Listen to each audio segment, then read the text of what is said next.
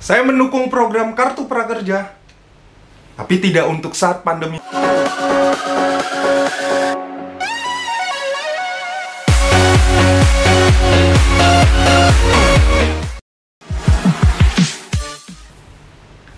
Oke, opini bebas kali ini akan membahas atau fokus kepada sebuah program pelatihan yang bagi pemerintah ini jadi salah satu solusi bidang ekonomi ataupun sosial masyarakat, terutama teman-teman yang jadi korban PHK, teman-teman yang terdampak secara ekonominya.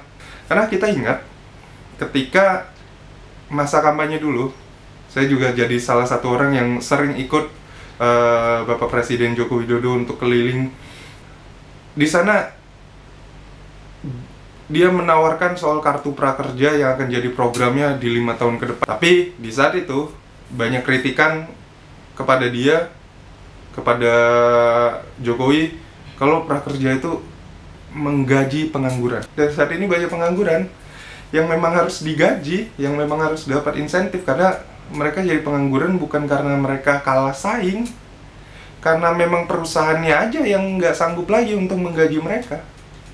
Jadi Anda yang mengkritik waktu itu bisa jadi Anda juga pengangguran saat ini, yang juga mengharapkan insentif dari pemerintah, tapi bukan kartu prakerja. Kenapa saya menyoroti kartu prakerja? Karena ketika saya membaca beberapa artikel di online dan sebagainya, saya ketemu ini. Riset mengatakan 81% perbincangan di sosial media soal kartu prakerja bersentimen negatif. Ini riset yang dilakukan oleh Indef bersama Datalis Center yang dipublish sama Kumparan. Nah, Anda bisa baca sendiri intinya seperti apa dan sebagainya, penjelasannya bla bla bla. Jangan males. Anda sudah di rumah, tidak ngapa-ngapain, dan Anda males. Mau jadi apa lagi Anda? Prakerja, dari tatanan bahasanya saja, semua orang tentunya paham. Prakerja. Pra itu artinya, kita lihat bahasa Kamus Besar Bahasa Indonesia supaya tidak salah ya. Kita coba cari KBBI dari Kemendikbud lagi supaya lebih valid. Pra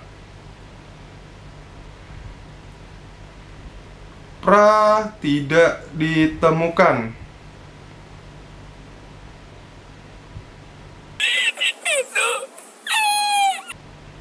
Oke, tenang. Kita cari bahasa Inggris, karena mungkin pra itu bahasa Inggris. Pra itu bahasa Inggris. Pre memiliki arti pra.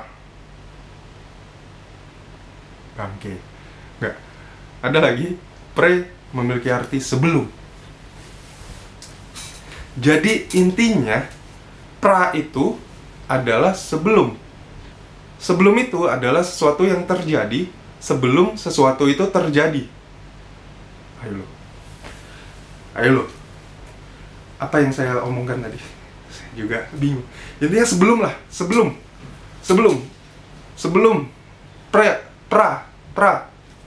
Pra sejarah, sebelum sejarah. Pra menstruasi. Kok seri?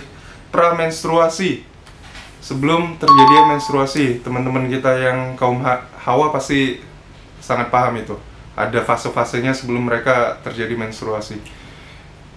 Pra bocah, sebelum jadi bocah.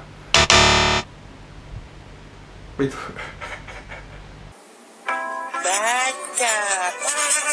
Intinya itulah, pra itu sebelum. Nah, kalau prakerja artinya sebelum kerja. Sesuatu yang dilakukan oleh seseorang sebelum kerja. Harusnya fokusnya di sana. Dan yang memang disampaikan di masa kampanye saat itu adalah untuk orang-orang yang baru lulus pendidikan secara formal, SMK, SMA, perguruan tinggi, yang mereka belum bisa atau belum langsung dapat pekerjaan. Kan nggak semua orang lulus langsung bisa kerja. Saya salah satu orang yang beruntung bisa langsung kerja waktu itu. Biasa ada masa delay-nya. Nah, masa delay-nya itulah yang diisi dengan prakerja, dengan kartu prakerja itu. Ini adalah untuk orang yang belum kerja, bahkan bisa dikatakan belum pernah kerja, prakerja. Tapi kalau untuk pengangguran yang banyak saat ini, mereka bukan orang-orang prakerja, mereka namanya pos kerja. Mereka namanya sudah pernah bekerja. Menurut kompas.com nih, pemerintah sendiri mengalokasikan anggaran untuk kartu prakerja 20 triliun rupiah. Jumlah tersebut meningkat 2 kali lipat dari rencana awal 10 triliun rupiah, lantaran program kartu prakerja kini beralih haluan dari program jaring pengaman untuk pencari kerja menjadi bantuan sosial bagi pihak-pihak yang kehilangan pekerjaan di tengah pandemi virus corona.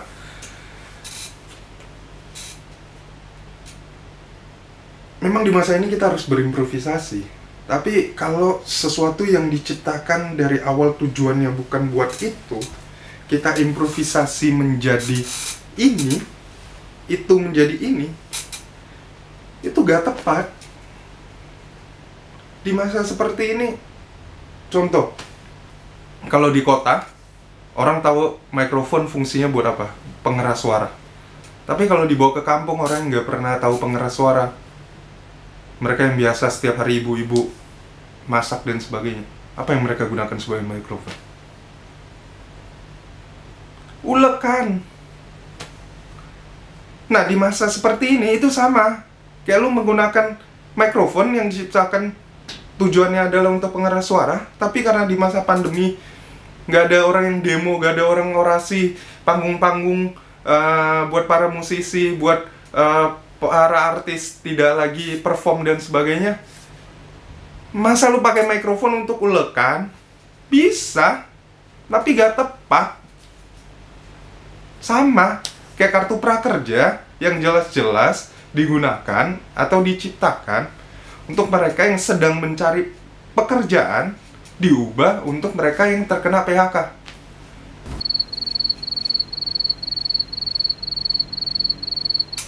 Karena saat ini yang paling penting adalah orang mengisi perut. Perut supaya menghasilkan zat-zat endorfin ya, atau apapun itu ke otak dan sebagainya, supaya mereka gak stres, gak melakukan hal-hal yang aneh. Tapi kalau perut aja gak keisi, lu kasih pelatihan. Nah, kita bahas pelatihannya. 20 triliun anggaran dari kartu prakerja. Wow. Nah, dari 20 triliun anggaran untuk kartu prakerja ini, 5,6 triliunnya ini adalah disalurkan atau mengalir ke perusahaan-perusahaan yang menyediakan program-program pelatihan. Besar sekali, 5,6 triliun. 25% lebih dari paku anggaran untuk program kartu prakerja ini. 5,6 triliun, lu bayangin lu beli cakwe untuk anak-anak RT 5, RW 3.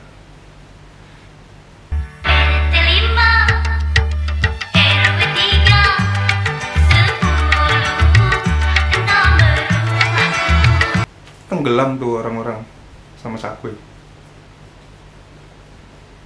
5,6 triliun, cuk. Itu besar banget.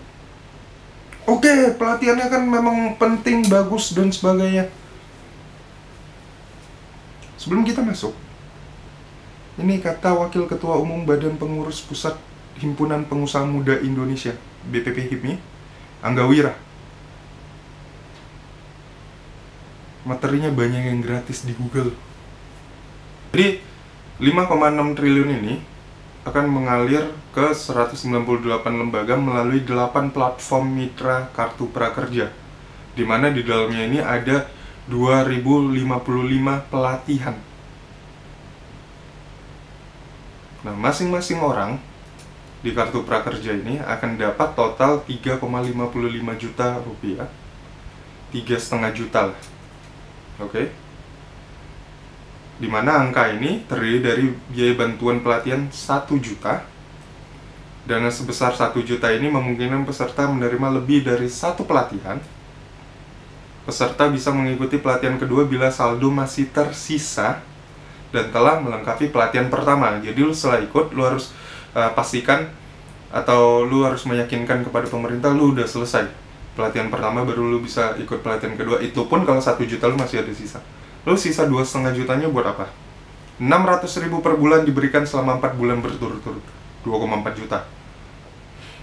Artinya sudah 3,4 juta. Sisa 150.000 itu akan diberikan kalau lu udah isi survei.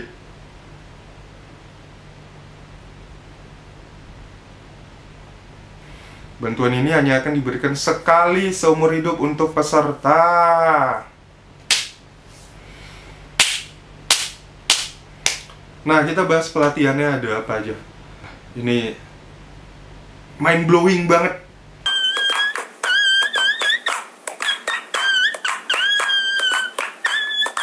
Ini dari salah satu kursus online bahasa Inggris untuk pengemudi ojek online dan supir taksi. Harganya 250.000. Peserta akan mendapat 7 kali pertemuan dan mendapat sertifikat belajar. Kursus online bahasa Inggris bagus. 250.000 nggak terlalu mahal. Ini oke. Ini pelatihan yang oke. Pelatihan berdurasi 4 jam ini sudah termasuk materi belajar, tes online, report, dan sertifikat. Oh, lu dapat sertifikat 250.000, oke lah. Sayangnya forum diskusi, live online session, dan offline meet up tidak tersedia dalam pelatihan seharga 250.000 ini.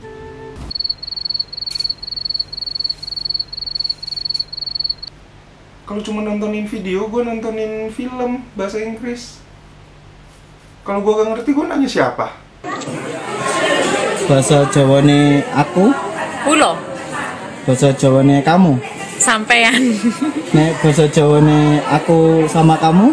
Yura mungkin mas. Aku mundur alon-alon merkos. Lalu, ada juga paket belajar sukses jualan online di salah satu platform online job. Masing-masing peserta membayar 600.000 untuk pelatihan ini. Jadi lu sukses untuk jualan di online shop kalau lu bayar 600.000. Belum tentu ada jaminan sukses. Masa kayak gini lagi, mending 600.000 lu tambahin modal. Modal buat apa kek? Buat usaha lebih penting. Panci menangkap garaga.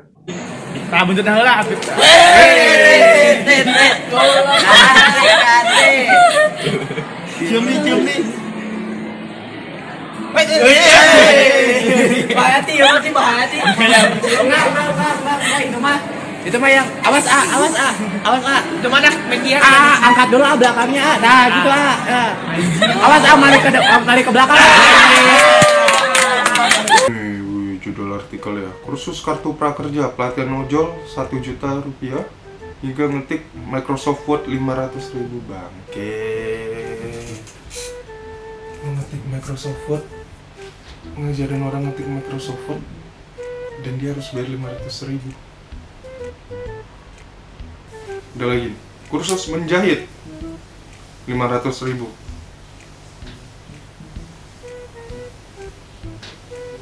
Secara logika ini gak terlalu mahal. Membuat iklan di Twitter 500.000. Penjualan online 1 juta. Interior desain 1 juta.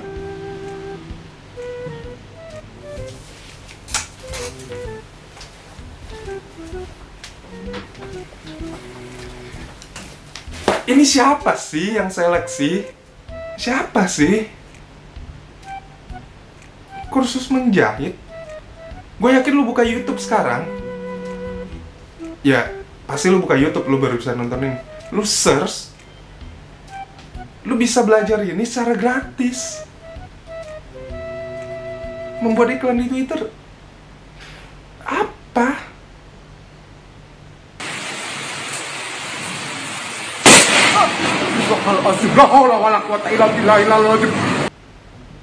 Menjahit masker anti corona dan bisa dijual 600.000.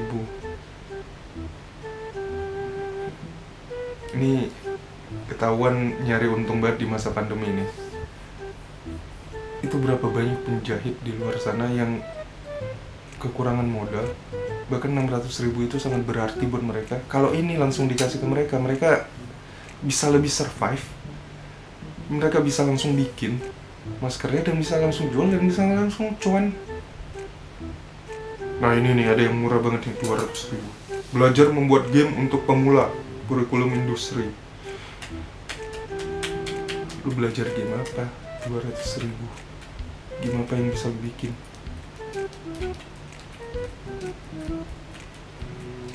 Itu lu beli skin Mobile Legends aja udah habis tuh 200.000. Ini lu bikin game cuman modal 200.000.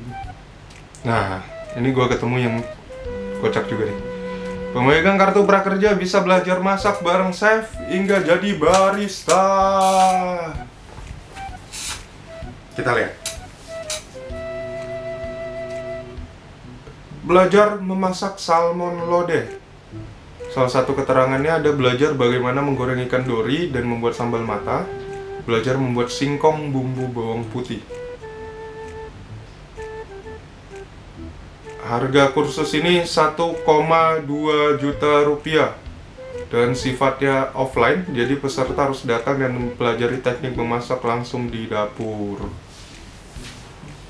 1,2 juta rupiah, salah satunya lu belajar membuat singkong bumbu bawang putih.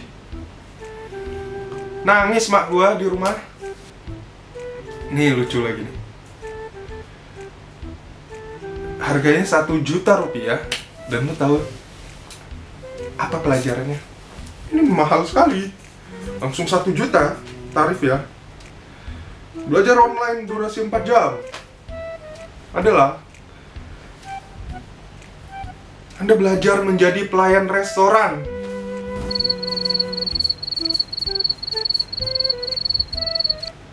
Sorry, ini tidak merendahkan profesi apapun. Ini tidak merendahkan Anda-Anda yang berprofesi sebagai pelayan restoran atau pelayan dimanapun. Tapi saya bertanya justru kepada Anda-Anda yang profesinya pelayan di restoran. Lu kalau disuruh bayar 1 juta untuk jadi pelayan, lu mau? Gue rasa pelajaran paling manjur untuk profesi ini adalah pengalaman langsung terjun. Ini kursus ya, secara online, durasi 4 jam. Lu mau suruh mereka ngapain? Nontonin lu cara menyajikan. Oke, mungkin lu ngajarin table manner ala restoran internasional dan sebagainya. Kayak gitu mending gua nonton YouTube. Ada.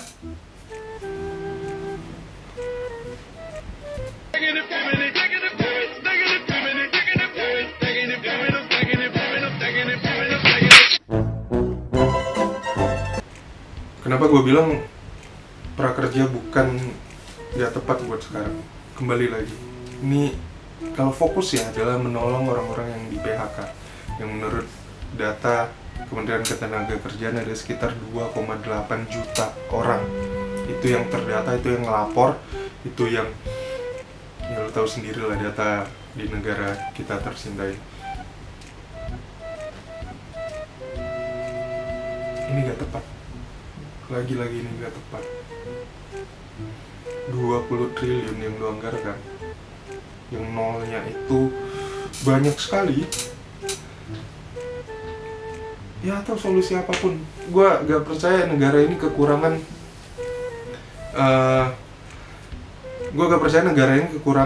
orang yang bisa berpikir kreatif. Mau anak muda, mau justru orang-orang tua juga banyak yang berpengalaman. Gue gak percaya kita kekurangan orang-orang seperti itu. Yang gue percaya adalah kita kekurangan orang-orang pemimpin di atas sana yang mau dengar kritikan dari bawah. Yang gue percaya itulah yang bikin segala sesuatunya tampak baik tapi gak tepat dalam pelaksanaannya.